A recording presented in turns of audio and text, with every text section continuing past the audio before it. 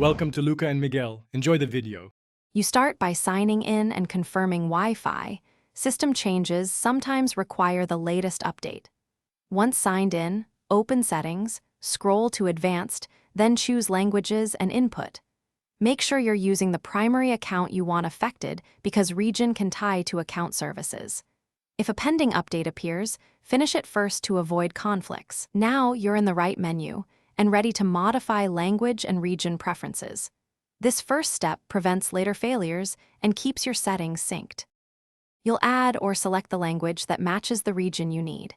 This matters because some regions alter locale formats and keyboard layouts. Once the language is present, use the three-dot more actions next to it to set it as the display language or to move it to the top. Make sure to change keyboard input and time zone to match. These are region-dependent and prevent display or scheduling errors. After making these changes, sign out if prompted so the new locale fully applies. You finish by signing out or restarting so the Chromebook applies the new region settings across the system. If apps or websites still show the previous region, check your Google account and Chrome Sync region because those can override device settings. Make sure Chrome OS is updated. Once done, clear the browser cache and reapply the language choice if needed. If problems persist, remove and re-add the language. Then restart.